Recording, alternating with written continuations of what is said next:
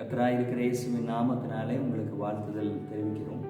இன்ற நாளில் கூட நம்ம மரணத்திற்கு ஏதுவான பாவம், மரணத்திற்கு ஏதுவில்லாத பாவம் என்ற தெளிவான விளக்க வேத பாடத்தை காணவிருக்கிறோம். எங்களோடு கூட இணைந்திருங்கள்.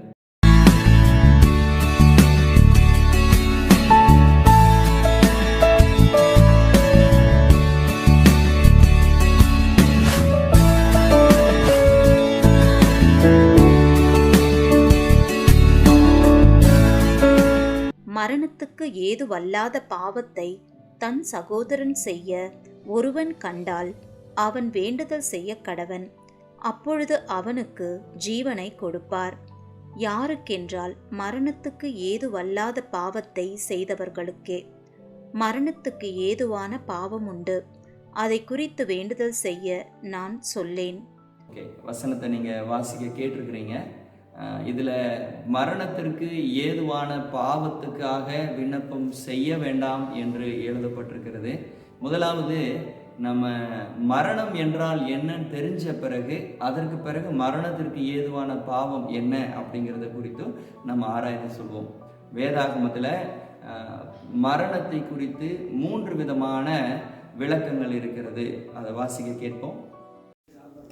முதலாவது சரீர மரணம், இரண்டாவது ஆவிக்குரிய மரணம், மூன்றாவது இரண்டாம் மரணம். பார்த்துருப்பீங்க. முதலாவது சரீர மரணம். இந்த சரீர மரணம் தான் அது எல்லாருக்கும் ஏற்படுகிறது. அதற்கு ஆதாரபூர்வமாக நீங்கள் வாசிங்களே பார்க்கலாம்.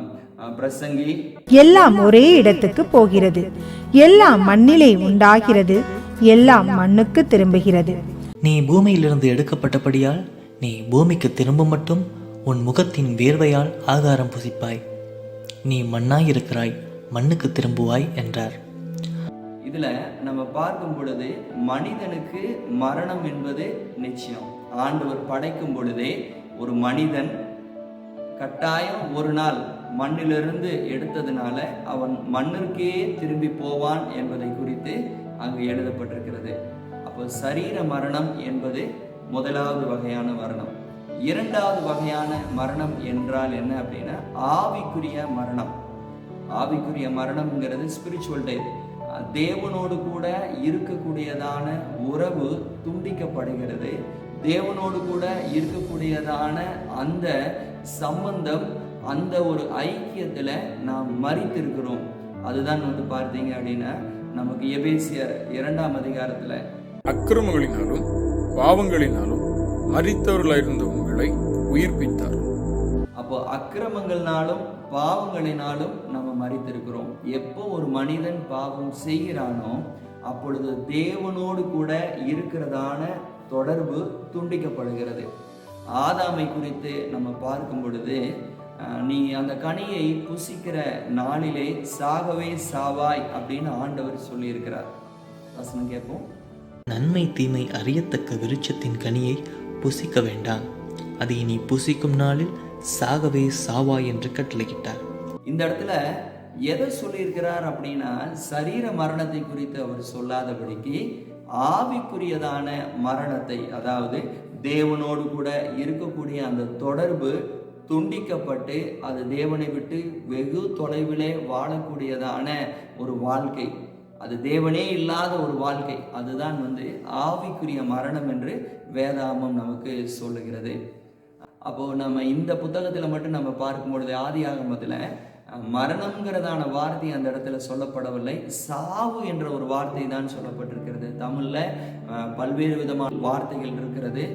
தமிழ் பார்த்தீங்கன்னா உண்மையாகவே ஒரு செல்வாக்கு பெற்ற ஒரு மொழி, ஒரு பயங்கர ஒரு ரிச் லாங்குவேஜ் தான் தமிழ். அதில் தான் பார்த்தீங்கன்னா மரணம்ங்கிற வார்த்தை பயன்படுத்தாதபடிக்கு தேவனை விட்டு பிரிந்து வாழக்கூடிய, தூரமாய் வாழக்கூடியதான அந்த ஒரு அனுபவத்திற்கு நீ சாகவே சாவாய் என்று ஆதாமை பார்த்து அவர் சொல்லி இருக்கிறார். இப்போ என்ன ஆச்சுன்னா, என்னைக்கு அவன் அந்த பாவத்தை செய்தானோ அன்னைக்கே தேவனோடு கூட ஏதேன் தோட்டத்தில் உலாவி கொண்டிருந்த ஒரு நபர் அவர் வெளியேற்றப்படுகிறார். அதே போலத்தான் ஆவிக்குரிய மரணம் என்று சொல்லப்பட்டால் பாவம் செய்கிற ஒவ்வொரு ஆத்மாவும் அது பார்த்தீங்கன்னா தேவனை விட்டு வெகு தொலைவில் தள்ளி கொண்டே போகிறான். அவன் வாழ்க்கை பாவம் செய்ய செய்ய செய்ய செய்ய ஆண்டவருக்கும் அவனுக்கும் இருக்கிறதான உறவு, அதனுடைய இடைவெளி அதிகமாகிக் கொண்டே போகும். அதுல மாற்றம் இல்லை. அதுதான் ஆவிக்குரிய மரணம் என்று வேதாகமம் சொல்லுகிறது. இன்றைக்கு எப்பாவது ஒரு முறை ஒரு பாவம் பண்ணால் இது நடக்குமா அப்படின்னு சொன்னா நிச்சயம் அது நடக்கும். எப்போ ஒருவேளை ஒரு முறை பண்ணியிருந்தாலும் சரி, இருமுறை செய்திருந்தாலும் சரி, பாவம் செய்யும் பொழுது தேவனை விட்டு இருக்கக்கூடியதான அந்த உறவானது அதுல விரிசல் ஏற்பட்டு அது விளக்கப்பட்டு கொண்டே இருக்கும். ஒருவேளை எனக்காவது ஒரு முறை இந்த பாவத்தை செய்து மனம் திரும்பி மன்னிப்பு கேட்டு ஆண்டவரிடத்துல வந்தால் திரும்ப தேவனிடத்துல அவர்கள் இணைக்கப்படுவதற்கு வாய்ப்புகள் உண்டு. அதற்கு ஆண்டவர் கிருபை செய்கிறவர். அதே நேரத்துல அவர்கள் மனம் திரும்புதலுக்கோ அல்லது மன்னிப்பு கோரி தேவனிடத்துல வருவதற்கோ அவர்கள் தாமதப்படுத்தி தொடர்ந்து பாவத்திலே வாழ்வார்கள் என்று சொல்லப்பட்டால் அவர் நிச்சயமாக என்ன பண்ணியிருக்கிறாங்கன்னா தேவனை விட்டு வெகு தொலைவிலே போகிறார்கள். மூன்றாவது வகையான மரணம் அப்படிங்கிறது நித்திய மரணம் அல்லது இரண்டாம் மரணம் என்று வேதாகமம் நமக்கு சொல்லுகிறது. நீங்கள் வெளிப்படுத்தின விசேஷம் வசனத்தை வாசிங்க. அப்பொழுது மரணமும் பாதாளமும் அக்னி கடலிலே தள்ளப்பட்டன.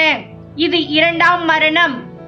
ஓகே, இது இந்த இடத்துல சொல்லப்பட்டிருக்கிறதான மரணம் சரீர மரணத்தை பத்தி சொல்லப்படவில்லை, ஆவிக்குரிய மரணத்தை பத்தியும் சொல்லப்படல. இது இரண்டாம் மரணம். அதாவது தேவனை விட்டு விலகி பாவத்திலே வாழ்ந்த எல்லா துன்மார்க்கர்களும் போய் சேரக்கூடியதான ஒரு இடம்தான் நரகம். அதற்கு வேதாகமம் நித்திய மரணம் அல்லது இரண்டாம் மரணம் என்று அதற்கு நமக்கு பேர் நமக்கு கொடுக்கப்பட்டிருக்கிறது. Okay, I am coming back to the point. ஒருவேளை ஆவிக்குரிய மரணம் ஏற்பட்ட ஒரு நபருக்கு உடனடியாக திரும்ப தேவனிடத்துல கிட்டி சேருவதற்கு வாய்ப்பு அதிகம். ஒருவேளை அவன் வரவில்லை என்றால், அவன் கிட்டி சேராமல் மனம் திரும்பாமல் பாவ மன்னிப்பு கோராமல் இன்னும் தேவனை விட்டு தூரம் வாழ்ந்து கொண்டே போவானே என்றால் நிச்சயம் அவனுடைய மரணத்திற்கு சரீர மரணத்திற்கு பிறகு அவன் பரலோகம் வருவதற்கு வாய்ப்பில்லை. அவன் எங்க போவான் என்றால் நரகத்துக்கு தான் போவான். நம்ம இப்போ மரணம் என்றால் என்னன்னு பார்த்தோம். அடுத்தது மரணத்திற்கு ஏதுவான பாவம் என்ற ஒரு விஷயத்தை குறித்து நம்ம பார்க்க போகிறோம். மரணத்துக்கு ஏதுவல்லாத பாவத்தை தன் சகோதரன் செய்ய ஒருவன் கண்டால் அவன் வேண்டுதல் செய்ய கடவன். அப்பொழுது அவனுக்கு ஜீவனை கொடுப்பார். யாருக்கென்றால் மரணத்துக்கு ஏதுவல்லாத பாவத்தை செய்தவர்களுக்கே. மரணத்துக்கு ஏதுவான பாவம் உண்டு, அதை குறித்து வேண்டுதல் செய்ய நான் சொல்லேன். மரணத்திற்கு ஏதுவான பாவம் அப்படின்னு என்று சொல்லப்பட்டால் பரிசுத்த ஆவிக்கு விரோதமாக செய்யப்படக்கூடியதான பாவம் தான் மரணத்திற்கு ஏதுவான ஒரு பாவம். நம்ம பார்த்தோம் அப்படின்னா யோவான் 16ஆம் அதிகாரத்துல அவர் வந்து பாவத்தை குறித்தும் நீதியை குறித்தும் நியாய தீர்ப்பை குறித்தும் உலகத்தை கண்டித்து உணர்த்துவார். பரிசுத்த ஆவியானவர் தான் ஒரு நபருக்கு பாவத்தை குறித்து கண்டித்து உணர்த்துகிறார்.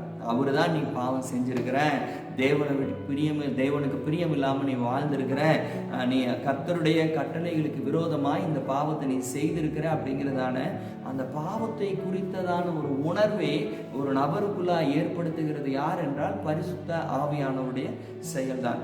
அதனாலதான் 1 கொரிந்தியர் 12ஆம் அதிகாரம் சொல்லப்பட்டிருக்கிறது, பரிசுத்த ஆவியானவருடைய துணை இல்லாமல் ஒருவனும் நம்ம இயேசுவை கர்த்தர் என்றும் இரட்சகர் என்றும் நம்ம ஏற்றுக்கொள்ளவே முடியாது. அப்போ ரட்சிப்பின் ஆரம்ப நிலை அதற்கு உதவி செய்கிறவர் யார் என்றால் பரிசுத்த ஆவியானவர் தான். ஒரு நபரை இயேசு கிறிஸ்துவினிடத்துல வழி நடத்துகிறதும், இயேசு கிறிஸ்துவினிடத்துல பாவத்தை குறித்து மன்னிப்பு கோர வைப்பதும், அவருடைய பாவங்களை திரும்ப திரும்ப ஞாபகப்படுத்தி இதுல இருந்தெல்லாம் நீ மனம் திரும்பணும், இதுல இருந்து தான் நீ தப்பிச்சு வெளியே வரணும்னா இயேசு கிறிஸ்துவுடைய கல்வாரி சிலுவை ரத்தம் தான் உன்னை சுத்திகரிக்கும். நீ அவரை இரட்சகராய் ஏற்றுக்கொள்ளும் பொழுது மட்டும்தான் உன்னுடைய வாழ்க்கைக்கு பாவ மன்னிப்பும் விமோச்சனமும் கிடைக்கும் அப்படிங்கிறதான ஒரு மிகப்பெரியதான செயலை செய்கிறது யார் என்று சொல்லப்பட்டால் பரிசுத்த ஆவியானவர் தான் செய்கிறார்.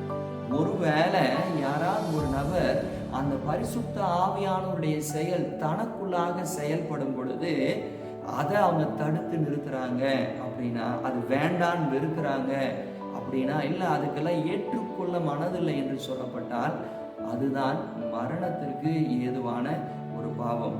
நம்ம மரணத்திற்கு ஏதுவான பாவத்தை குறித்து நம்ம ஒரு 3 விஷயமாக நம்ம பார்க்க முடியும். வாசிங்களேன். பாவங்கள் மன்னிக்கப்படாமல் இருக்க 3 காரணங்கள். முதலாவது, பரிசுத்த ஆவிக்கு விரோதமான பாவம். இரண்டாவது, துணிகரமான தொடர்ச்சியான பாவம். மூன்றாவது, இயேசுவையும் அவர் தருகிற மன்னிப்பையும் நிராகரிப்பது. ஆதலால் நான் உங்களுக்கு சொல்லுகிறேன், எந்த பாவமும் எந்த தூசணமும் மனுஷருக்கு மன்னிக்கப்படும், ஆவியானவருக்கு விரோதமான தூசணமோ மனுஷருக்கு மன்னிக்கப்படுவதில்லை.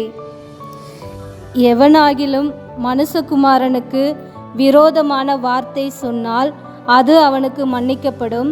எவனாகிலும் பரிசுத்த ஆவிக்கு விரோதமாக பேசினால் அது இம்மையிலும் மறுமையிலும் அவனுக்கு மன்னிக்கப்படுவதில்லை. பரிசுத்த ஆவிக்கு விரோதமான தூசணம் என்று இயேசு கிறிஸ்து சொல்வார். யாராவது ஒருவர் பரிசுத்த ஆவியானவருக்கு விரோதமா ஏதாவது பேசிட்டாவோ அல்லது ஏதாவது செஞ்சிட்டாவோ அவர்களுடைய பாவங்கள் இம்மையிலும் மன்னிக்கப்படுவதில்லை, மறுமையிலும் மன்னிக்கப்படுவதில்லை என்று சொல்லப்படுகிறது. இயேசு கிறிஸ்துவை குறித்து சொல்லப்பட்ட தூசணங்களே அவர்கள் பார்த்தீங்க அப்படின்னா அவர்கள் பாவத்திற்கு மன்னிப்பு கிடைக்கும். ஆனால் பரிசுத்த ஆவிக்கு என்று சொல்லப்பட்டால் என்ன அப்படின்னா நம்ம இப்படி தப்பா புரிஞ்சிருக்கிறோம். இயேசு பத்தி என்ன வேணாலும் திட்டிக்கலாம் அல்லது பரிசுத்த ஆவியை பத்தி திட்டக்கூடாது அப்படின்னு. அப்படியெல்லாம் இல்லை. அது இயேசு யாரை குறித்து சொன்னாலும் மூவரில் ஒருவர் ஒருவரில் மூவர் திரித்துவ தேவன் யாரை பத்தி சொன்னாலும் அது பாவம் தான். அது பாவங்கிறதான ஒரு உணர்வை கொடுக்கிறது பரிசுத்த ஆவியானவர் தான்.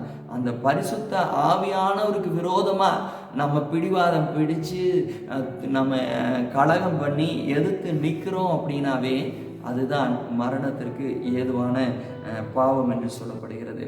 அடுத்ததான் நம்ம இன்னொன்று பார்க்கிறோம். 2வது பாயிண்ட் நம்ம பார்க்கிறோம், துணிகரமான தொடர்ச்சியான பாவம். அதுவும் கூட மரணத்திற்கு ஏதுவான பாவம் தான். துணிகரம் அப்படிங்கிறதான வார்த்தை என்ன என்றால் நல்லா அறிந்து புரிந்து தெரிந்து செய்யக்கூடியதான ஒரு செயலுக்கு பேரு தான் துணிகரம் என்று சொல்லப்படுகிறது. ஏதோ தெரியாம செய்த பாவத்திற்கு பாவம் தான். அதே நேரத்துல நல்லா தெரிஞ்சு மனப்பூர்வமா தெரிஞ்சு இது தவறு என்பது தெரிஞ்சு பாவம் என்பதை தெரிஞ்சு அது செய்யறது மட்டுமல்ல, அதுவே தொடரும் பொழுது அது அந்த பாவம் மன்னிக்கப்படாது. அது மரணத்திற்கு நித்திய நரகத்திற்கு ஏதுவான ஒரு பாவம் என்று வேதாமம் சொல்கிறது. இப்படிப்பட்ட பாவங்களுக்காக ஜெபம் பண்ணாதே அப்படிங்கிறது குறித்து கூட நமக்கு 1 யோவான் 5ஆம் அதிகாரத்தில் நம்ம வாசிக்க நம்ம கேட்டோம். எப்பாவது ஒரு முறை ஒரு பாவம் செய்தால் அவர்கள் மனம் திரும்பி வருவதற்கு வாய்ப்புகள் அதிகம். அது திரும்பி வந்துடலாம். ஆனால் அது ஒரு முறை விழுந்துட்டேன், நான் எந்திரிக்க மாட்டேன், அப்படியே அதே பாவத்திலேயே விழுந்தே கிடப்பேன், எனக்கு மனம் திரும்புதல் வேண்டாம், இயேசு வேண்டாம், இரட்சகர் வேண்டாம், எனக்கு பாவ மன்னிப்பு வேண்டாம் அப்படின்னு சொல்லிட்டு அதே பாவத்தில் தொடர்ச்சியாக செய்து கொண்டே இருக்கும் பொழுது அந்த பாவத்திற்கு மன்னிப்பு இல்லை. 3வதாக, இயேசுதான் பாவ மன்னிப்புக்காக மரித்தவர். இயேசு கிறிஸ்துவுடைய மரணம் பாடுகள் தான் பாவ மன்னிப்பிற்கு அவனுக்கு வழி வகுக்கிறது. அப்ப அந்த இயேசு கிறிஸ்துவனிடத்திலேயே ஒருவன் ஏற்றுக்கொள்ளாமல் அவர் தருகிறதான மன்னிப்பையும் ஏற்றுக்கொள்ள மனது இல்லாமல் இருக்கிறவர்களுக்கும் பார்த்தீங்கன்னா அவர்களும் 2ஆம் மரணமாகிய அக்னிக்கு தான் அவர்கள் போவார்கள். கர்த்தருக்கு ஸ்தோத்திரம் உண்டாகட்டும். 2ஆம் மரணமாகிய இந்த பாவத்திற்கு அவங்க இயேசுவினிடத்துல வருவதற்கும் பரிசுத்த ஆவியினுடைய செயல்பாடுக்கும் அவர்கள் தடை விதிக்கிறார்கள். நான் தொடர்ந்து அந்த பாவத்திலேயே நிலை நிற்பேன் அப்படின்னு சொல்லப்பட்டால் அது அவர்களை நித்திய நரகத்திற்கு எடுத்து செல்லப்படும். அதுதான் 1 யோவான் 5ஆம் அதிகாரத்தில் சொல்லப்பட்டிருக்கிறது, மரணத்திற்கு ஏதுவான பாவம் அப்படின்ட்டு. அப்போ மரணத்திற்கு இப்படிப்பட்ட ஒரு பாவங்களை செய்யக்கூடிய ஒரு ஆளுக்காக நீங்க ஜெபம் பண்ணாதீங்கன்னு சொல்லப்பட்டிருக்கிறது. என்னைக்கு ஒருவேளை பாவிகள் ரட்சிப்பதற்காக நம்ம ஜெபிக்கணும், அது நம்முடைய கடமை, அதற்காக ஸ்தோத்திரம். அதே நேரத்தில் அவர்கள் அந்த பாவத்தில் விருப்பமுற்று அதிலேயே தொடர்ச்சியாக செய்யணும். எனக்கு விருப்பம் இல்லை, நான் மனம் திரும்புவதற்கும் பரிசுத்தமாவதற்கும் தேவனிடத்தில் சேருவதற்கும் தேவனுடைய நியாய தீர்ப்புகளை கை கொள்வதற்கும் எனக்கு விருப்பம் இல்லை, என் பாவத்திலேயே நான் வாழ்ந்து கொண்டு இருக்கணும்னு நினைக்கிறேன். பார்த்தீங்களா, அவனுக்கு, அப்படிப்பட்ட ஒரு நபருக்கு நம்ம என்ன பண்ண வேண்டாம்னா ஜெபிக்க வேண்டாம். நமக்கு நல்லா தெரியும், யூதாஸ் காரியோத்தும் பேதுரும் தான் ஒரு நல்ல எடுத்துக்காட்டு. பேதுரு பண்ண பாவம் பெரியதா அல்லது யூதாஸ் காரியத்தை செய்த பாவம் பெரியதா என்று சொல்லப்பட்டால் பேதுரு செய்ததுதான் பாவம் பெரிய பாவம். யூதாஸ் இயேசு கிறிஸ்துவை காட்டி கொடுத்தான், அதோட முடிகிறது. ஆனால் பேதுரு 3 முறை இயேசுவை மறுதலிக்கிறான்.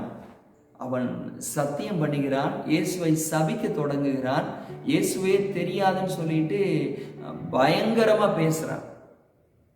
ஆனா நீங்க பேதுருவை பார்த்தீங்க அப்படின்னா அதற்கு பிறகு மனம் கசந்து அழுகிறான். தன் பண்ண பாவத்திற்காக ரொம்ப மனம் கசந்து அழுகிறான். நான் பண்ணது தப்புங்கிறதுக்காக மன்னிப்பு கேட்கிறான். மன்னிப்பு கேட்டு இயேசுவை விட்டு, சபையை விட்டு தூரம் போகல. இயேசுவை பார்க்க இருக்கிறான், சீஷர்களோடு கூட தங்கி இருக்கிறான். நான் பண்ண பாவங்கிறத அது குறித்து அவன் வெளிரங்கமான அறிக்கையும் செயல்களையும் நம்மளால பார்க்க முடியும்.